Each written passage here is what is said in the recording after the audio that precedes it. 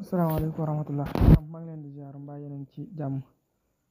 yal na yàlla doole tawfeex si barki alxuraanul karim ñu ñëw ci sarax yi ak li ci aju, ndax sarax moom am na njariñ lool ci dundu nit ki incha allah. ku ci nekk sarax yi nga xam ne war nga ko di bari looy def ngir xëy na mbir yi gën a neex, ngir mbir yi gën a jaar yoon, wala tamit yàlla gën a dolli sutura te musal la ci yu baree bari. donc tey dinañu jël rek Zeynabu Njaay comme guddee nañ ba jéggi dayoo. suñu ci noppee ñu teg ci lenn loo xam ne joxoon nañ ma ko comme question ci wàllu lu nit mën a jëfandikoo xëy na ci bu sentiree na am na lu mel ni ay liggéey wala lu mel ni yeneeni mbir yu nekk ci yaramam nan lay def ba am ci saafara. incha allahu taala bu soobee yàlla loolu dinaa am lu ma ci wax ci njeexit bi bu soobee yàlla, loo xam ne mu ngi jóge ci téere asraar yu wér yi nga xam ne boo ko jëfandikoo rek di nga yëg ne daal am na njariñ lool incha allah ci kàttanu yàlla. parce que àdduna bi fi nekk moom àdduna bi ñu nekk bëri na ay réalité, rawatina réew mi nga xam ne mooy di Sénégal, réew mi ñu féete te muy Sénégal. xam ngeen bu baax li fi nekk, kon dina baax nit ki di jëfandikoo yenn yi. xam naa kooku ci loolu la basé wu ba laaj question boobu, waaye lu mën a xew rek nañu joxe tabian ak sarax yi Zeynabu Njaay yi ba pare. bu defee moom Zeynab dafa mel ni démb la ko laajoon wala bërki démb, waaye dama demoon àll ba moo tax. lu mën a xew rek moom Zeynab moom tabian bi ñu am dafay nekk 3 bi maanaam suuf. étoile bi dafay nekk nuñ ko ci waxee sax otaarido 4e position la.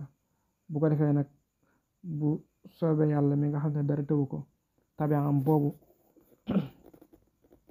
wala sarax yi nga xam ne moom lay méngool moo di ñebbe ak ceeb ak mboq. loolu lay gën a méngool ak sànqal ci kàttanu yàlla. bu ci boolee tàndarma yi mu baax lool sax. bu ko defee mu dàkk bis yi ak heure yi may bëgg a wax. dimanche bi mu di ko dàkk subhanallah 9h, après 9h 16h. lundi bi mu di ko dàkk 1h. mardi 10h, après 10h 17h. mercredi bi 7h, après 7h 14h. mais nag tout le temps nay bàyyi ba 30 minutes yu njëkk yi jàll, comme c'est-à-dire bu ñu nee 7h mu dem ba 7h, bu 7h30 jotee mu doogay tàmbale jéem a def sarax yi. jeudi bi 11h, après 11h 18h. vendredi moo ci topp, vendredi bi 8h, après 8h incha allahu taala 3h. samedi 12h benn yoon boobu rek lay génn. bu ko defee nag li ciy topp kon mooy ñu ñëw ci loolu moo wax. xam naa kon tëj naa buntu tabian bi, ma ñëw ci loolu nga xam ne moom la laaj ci bu yaakaaree ne lu mel ni liggéey wala yu mel noonu dafa nekk ci yaramam. xam naa dafa jàpp ne yaram bi day tàng ci biir ak yu demee noonu, wala sax léeg-léeg daal muy tayal ba jéggi dayoo. waaye question bi ma lay njëkk a wax rek mooy baax na nga dem seeti kër docteur. loolu mooy li jiitu, nga dem seeti kër docteur. loolu baax na ba pare. waaye soo noppee nag mën nga jëfandikoo lii may wax, ndax day dindi wàllu liggéey, tey day dindi yu baree bari ci wàllu yaram. tey dee su ko takk, dañu koy sangoo ak a naan. te man sax loolu laa gën a taamu ci saafara moom. lu bari ci li may joxe sangu lay doon ak naan. daanaka moo ci ëpp bu weesoo xeetu tul ak yu demee noonu, ndax tul moom lekk ko dafa xaw a danger ba jéggi dayoo, ndax nit bu feebaree war a fajoo wala samp biteel ak yu demee noonu.